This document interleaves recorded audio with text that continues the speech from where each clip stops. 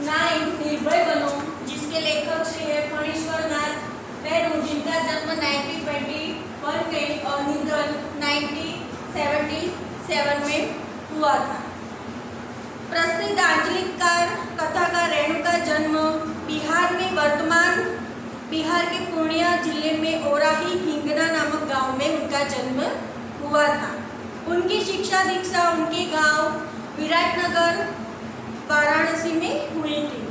उन्होंने भारत तथा नेपाल के स्वाधीनता आंदोलन में सक्रिय भाग लिया था और कारावास का भोग बने थे। वह कुछ समय तक उन्होंने आकाशवाणी पटना में कार्य किया। उन्होंने अपने पहले उपन्यास मेला अंचल के प्रकाशन के साथ ही वे विख्यात हो गए। उसके पहले वे एक कहानीकार तथा रिपोर्टाज लेखक के रूप में साहित्य जगत में सुपरिचित हो चुके थे। रेणु जी ने यहाँ पर जो कहानी संग्रह लिखे थे उसमें उन्होंने भारत सरकार ने उन्हें पद्मश्री का उपाधि एवं अवार्ड मिला था। मेला अंचल, परिति, परिकथा, जुलसू, पलटू बाबू रोड, कितने चौराहे आदि उनकी प्रमुख उपन्यास रह चुके हैं। यह अंश यहाँ पर जो है उपन्यास यहाँ है कितने चौराहे के 7वां प्रकरण में से यहाँ पर लिया गया है। ये याद रखना कि यह निर्भय बनो वह कितने चौराहे के 7वें प्रकरण में से लिया गया है। नीचे अंडरलाइन कर देना। विद्यार्थी जीवन में ही मानवीय सामाजिक मूल्यों के प्रति कथानायक मनमोहन का कैसे झुकाव होता है, इस अंश में उसका चित्रण है। शिक्षक इस पाठ से निर्भयता के गुण का विकास करने का प्रयास करेंगे। यहाँ पर जो लेसन है निर्भय बनो, तो उसके अंदर लेखक श्री क्या कहना चाहते हैं कि किस तरह से हमें अपने जीवन के अंदर से डर को दूर करना है। किस तरह से यहाँ पर ये सारी बातें जो की गई है वो हम देखेंगे कि किस तरह से निर्भय जीवन के अंदर कोई भी डर को हमें हावी नहीं होना चाहिए। इस तरह से कि निर्भय बनने की बात यहाँ पर की गई है। तो देखते हैं अब आगे। प्रियव्रता मैट्रिक में पढ़ता है। स्कूल के सभी लड़के और मास्टर उसको प्यार करते हैं। स्कूल ही नहीं, उस छोटे से कस्बे में उसको प्रायः सभी जानते हैं। हर रविवार की सुबह बगल में झोली लटकाकर सन्यासी आश्रम के लिए मुठिया वसूलने निकलता है, कभी अकेला तो कभी साथियों के साथ। स्कूल का कोई छात्र या शिक्षक बीमार पड़ा कि प्रियोदा अपनी टोली के साथ उसके घर पर हाजिर। जब तक रोगी भला चंगा न हो जाए उसका दल सेवा में जुटा रहता है। यहाँ पर बात की गई है प्रियोदा की, तो कि प्रियोदा मैट्रिक में पढ़ता था। स्कूल के सभी लड़के और मास्टर का वह सबसे प्रिय था। स्कूल ही नहीं, छोटे से कस्बे के अंदर जो गांव का एक भाग होता है वो कस्बे के अंदर वह सबका प्रिय था। और वहाँ पर क्या करता था, तो हर रविवार की सुबह सन्यासी आश्रम के लिए वह मुठिया वसूला, यानी कि एक मुट्ठी अनाज सबके घर से इकट्ठा करना। क्यों इकट्ठा करते थे, यह काम ये क्यों करते थे कि जो जिसको ज़रूरत हो उसको वह अनाज देकर उसकी सहायता करते थे वो लोग। तो कि स्कूल का कोई छात्र या कोई भी विद्यार्थी बीमार पड़ जाए तो वह जब तक भला चंगा यानी कि स्वस्थ ना हो जाए तब तक उसकी सारवार करते थे और उसकी मदद करते थे। ये उनकी दल की एक सेवा थी। रोबी और कालू प्रियोदा के दल में है। उन लोगों ने मनमोहन को भी अपने साथ प्रियोदा के दल में शामिल कर लिया। रोबी और कालू भी प्रियोदा के दल यानी कि उनकी टोली में थे। मनमोहन को भी उसने अपने साथ प्रियोदा के दल में शामिल कर दिया। हर शनिवार को परमान के उस पार बालूचर पर प्रियोदा के दल के सदस्य स्कूल की छुट्टी के बाद जमा होते थे। हर शनिवार को परमान एक नदी का नाम है और नदी के उस पार बालूचर पर प्रियोदा के दल के सदस्य छुट्टी होने के बाद वहाँ पर सभी इकट्ठा होते थे। खेलकूद, गाना बजाना अलावा प्रियोदा दुनिया भर की खबर सुनाते थे। खेलकूद तो होता था, गाना बजाना और दुनिया भर की सारी जो खबर होती थी वह सबको सुनाते थे।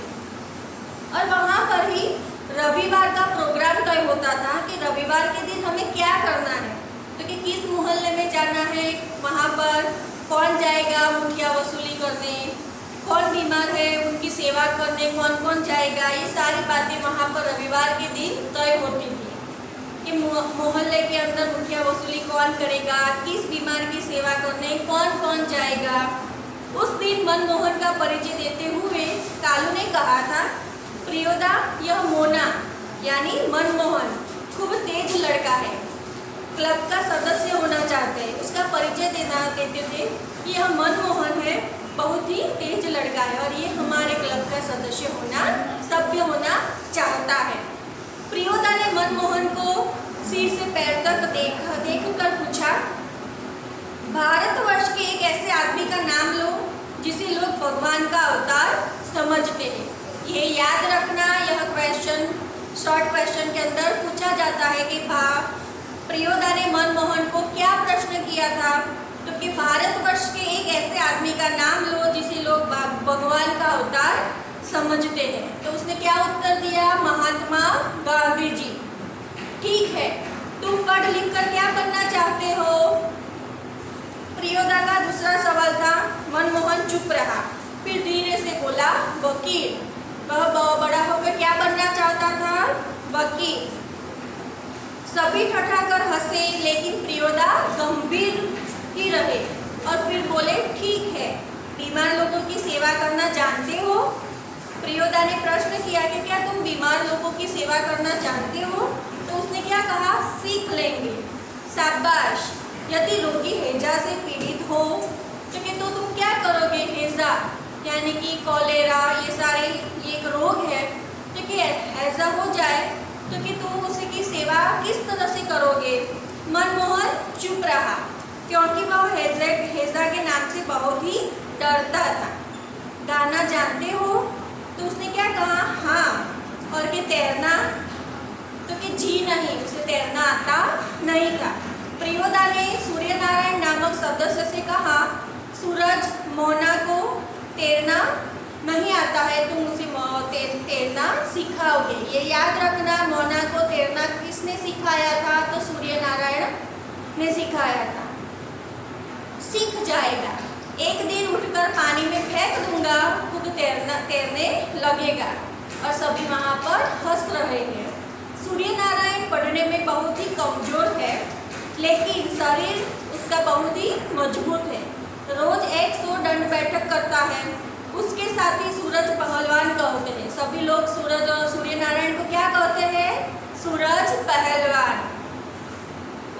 उसको दल के सदस्य को तैरना सिखलाना उसी का काम है।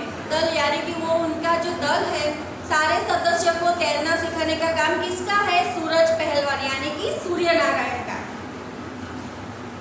उस दिन सभी ने नए सदस्य मोना यानी मनमोहन से गीत सुनने की इच्छा प्रकट की। मनमोहन पहले थोड़ा लजाया, यानी कि उसे शर्म आने लगी सबके सामने कि मैं गीत कैसे गाऊं। किंतु जब प्रियोदा ने आग्रह किया तो उसने खखार कर गला साफ किया और कौन गीत गाए वह उसने शुरू किया, राम रहीम न जुदा करो भाई, दिल को सच्चा रखना जी। यह गीत उसने गाना शुरू किया। गीत समाप्त होने के बाद प्रियोदा बोले, वाह बहुत मीठा गला है तुम्हारा, कालू तुम प्रभात फेरी वाले दोनों गीत मोना को सिखा देना। सुबह के अंदर जब प्रभात फेरी के लिए निकलते हैं तो वो गीत क्या बोला उसमें प्रियोदा ने कि तुम ये दोनों गीत मोना को सिखा दो। क्यों ऐसा बोला? क्योंकि मोना का आवाज़ बहुत ही अच्छा है। सूरज पश्चिम की ओर झुक गया, बालूचर पर लाली उतर आई, परमान की धारा पर डूबते हुए सूरज की अंतिम किरण झिलमिलाई। पखेरु दल बांधकर बांसवन की ओर लौटने लगे। पखेरु यानी कि पक्षी, तो कि पक्षी अपने घर को लौट रहे थे। प्रियोदा के दल के सभी सदस्य पंक्ति बांधकर लौटे, लाइन बंद वह निकल रहे थे। पुल के पास एक गाड़ीवान तन्मय होकर गीत गा रहा था, बोला गरीबक दिन पहिया हरब, बोला गरीबक दिन। सूरज ने भी इसी सुर में सुर मिलाकर गाना शुरू किया। एकटा जो लोटा छल बेटा, छल तीन पनिया, पीबेत काल लोटा लेल कछिन। कृत्यानंदन जाने कहा विद्यापति की लाचारी है। लाचारी टटका है। बालूचर के उस पार से किसी ने फायर किया। एक पखीरू बालू पर गिरकर छटपटाने लगा। उसका जोड़ा विकल होकर बहुत देर तक रोता रहा। किसी ने वहां पर फायर किया और वह पक्षी के जोड़े यानी पखीरू यानी कि पक्षी के जोड़े को किसी ने गिराकर वहां पर पड़ गया नीचे, तो वहां पर बहुत छटपटाने लगा था। मठ में अंधकार में एक अर्दली नुमी आदमी दौड़ा हुआ आया और मरी हुई चिड़िया के डेने को पकड़कर चिल्लाया, मिल गया हुजूर। एक आदमी वहां पर दौड़ता हुआ आया और जो चिड़िया नीचे गिरी थी उसे लेकर चला गया। इब्राहिम बोला, सब डिप्टी साहब का अर्दली यानी कि नौकर। इब्राहिम ने क्या कहा, यह तो सब डिप्टी साहब का एक नौकर है, साला भारी खचड़ा है, ये बहुत ही खचड़ा है। प्रियोदा के मुंह से अचानक निकला होल्ट, यानी कि वह गाली बोलना चाहता था पर अचानक से उसने होल्ट बोल दिया। तब इब्राहिम को अपनी गलती का एहसास हुआ। दल का नियम है कि कोई सदस्य किसी किस्म का अपशब्द या गाली मुंह से नहीं निकालेगा। यहाँ पर जो प्रियोदा की टोली थी, उनका जो दल था, उसमें एक रूल्स था, एक नियम था कि कोई भी सदस्य अपने मुंह से कभी भी कोई अपशब्द के गाली नहीं बोलेगा। ये रूल्स जो भी तोड़ेगा उसे दल से बाहर निकाल दिया जाएगा। इब्राहिम ने तुरंत सिर झुकाकर दल के नायक प्रियोदा और सदस्यों से माफी मांगी। बात यह है कि साले ने वहाँ पर भी फिर से वह बोलने जा रहा था। फिर प्रियोदा ने फिर से उसे कहा। सभी हंसे। प्रियोदा ने गंभीर होकर कहा, इब्राहिम, यह तुम्हारी 8वीं गलती है। 10 होते ही हम तुम्हारे साथ नहीं रहेंगे। प्रियोदा ने क्या कहा, यह तुम्हारी 8वीं गलती है। हमने तुम्हें पहले ही बताया था कि हमारे दल के अंदर कुछ रूल्स है कि हमारे दल के अंदर कोई भी कोई अपशब्द नहीं बोलेगा और कोई गाली नहीं बोलेगा। अगर गाली बोले कि कोई अपशब्द बोले तो उसे दल से हम निकाल देंगे। इब्राहिम ने पूछा, लेकिन सरकारी अफसरों को गाली देने का क्या हर्ज है? तुम्हारा मुंह खराब होगा, उनका कुछ भी नहीं बिगड़ेगा। प्रियोदा ने क्या कहा, तुम्हारा मुंह खराब होगा, उनका तो कुछ नहीं बिगड़ेगा। मगर वे जो गाली देते हैं, सरकारी अफसर जो गाली देते हैं, वे ही क्या बहुत लोग गालियां बकते हैं। नहीं प्रियोदा, आप इब्राहिम को नहीं समझा सकिएगा। वह महीन बात देरी से बुझता है। मैं समझा देता हूँ। देखो इब्राहिम, यदि क्लब का मेंबर रहना है तो इसके रूल्स को मानना होगा। नियम है कि कोई सदस्य आपस में बातचीत के सिलसिले में भी कोई खराब शब्द नहीं बोलेगा। जानते हो ना? बस अब ये बात को खत्म करो। सवाई धर्मशाला के पास आकर सभी ने एक दूसरे से विदाई ली। कालू ने कहा, मोना तू रास्ते में डरेगा, मैं जानता हूँ, चल मैं तुझे घर तक पहुँचा देता हूँ। प्रियोदा ने कहा, मोना डरता है, मैं उसे पहुँचा दूंगा। यहाँ पर उसने क्या कहा कि यहाँ पर वो कहना चाहता है कि किस तरह से मोना वहाँ से जाते समय डरेगा। क्योंकि वो क्यों डरेगा? क्योंकि बहुत छोटा है, इसलिए कि वो क्या कहना चाहता है कि मोना, मैं तुम्हें घर छोड़ने के लिए तुम्हारे साथ आता हूँ, मैं उसे पहुँचा दूंगा, तू घर जा कालू। रास्ते में प्रियोदा चुप रहे, एक सुनी जगह पर आकर रुक गए। वहाँ पर क्या होता है, तो वह एक सुनी जगह पर आकर रुक जाता है और वहाँ पर सड़क के दोनों ओर बड़े बड़े पीपल के पेड़ होते हैं। यह याद रखना कि सड़क के दोनों ओर किसके वृक्ष होते हैं, तो कि सड़क के दोनों ओर पीपल के बड़े बड़े वृक्ष होते हैं। यह अंडरलाइन करना, यह एक वाक्य के अंदर पूछा जाता है। दोनों ओर बहुत दूर तक खंडहर और मैदान होते हैं। दोनों ओर बहुत ही दूर तक खंडहर और मैदान होते हैं।